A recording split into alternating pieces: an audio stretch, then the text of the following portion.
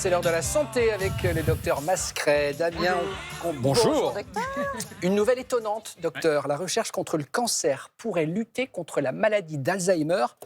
Là, il faut nous expliquer, parce que c'est étonnant. Oui, alors, tout est parti d'un constat qui trouble beaucoup, à la fois les chercheurs d'ailleurs en cancérologie et les chercheurs en neurologie, c'est qu'on s'est aperçu que chez les patients qui avaient une maladie d'Alzheimer, il y avait beaucoup moins de cancer que chez les autres patients. Alors évidemment, ça a attiré l'attention des chercheurs du monde entier, mais en l'occurrence, c'est une équipe chinoise là, qui a publié des résultats. Alors, ils ont mis un protocole un peu particulier, comme souvent avec les Chinois, c'est-à-dire que là, ils ont implanté des cellules cancéreuses sous la peau de souris qui avaient une maladie d'Alzheimer. Alors, pas une maladie d'Alzheimer comme nous on a, mais quand même avec des similitudes. Par exemple, il y a des troubles de la mémoire. Pour le savoir, on s'aperçoit que sur un labyrinthe qu'elles ont l'habitude de parcourir, elles ont du mal à retrouver leur chemin. C'est un peu comme les humains, vous savez, on a une désorientation dans l'espace, on se perd dans son quartier, même parfois dans sa maison, au début de la maladie d'Alzheimer. Et puis l'autre mécanisme, c'est qu'il y avait les mêmes lésions dans le cerveau, et il y a les mêmes lésions dans ce modèle animal de souris Alzheimer, les mêmes lésions, c'est-à-dire des plaques bêta-amyloïdes qui se déposent, c'est des plaques de protéines anormales qui se déposent, vous voyez, dans le cerveau des souris.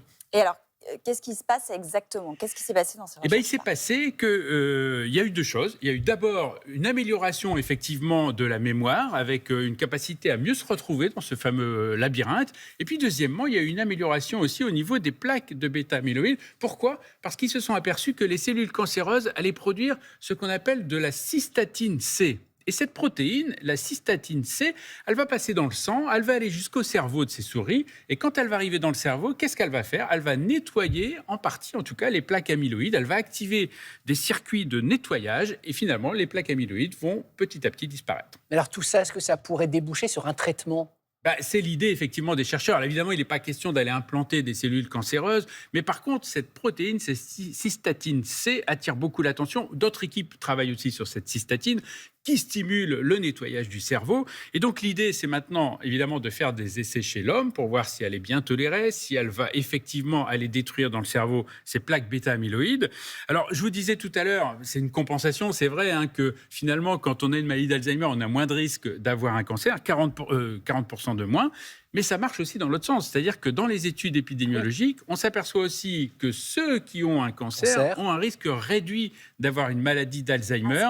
Alors là, la réduction, c'est pas 40%, c'est 15%, mais c'est pas rien quand même. Et ça étonne pas complètement les chercheurs. Pourquoi? Parce que, vous savez, dans l'organisme, souvent, c'est un équilibre. Il y a deux mécanismes. Et en fait, le cancer, c'est quoi? C'est des cellules qui deviennent immortelles. À l'inverse, la maladie d'Alzheimer, c'est quoi? C'est des cellules qui se mettent à dégénérer.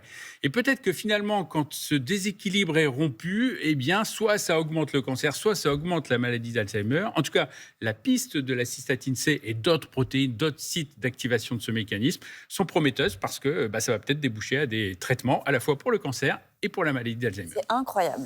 Merci beaucoup, docteur. docteur. Étonnant.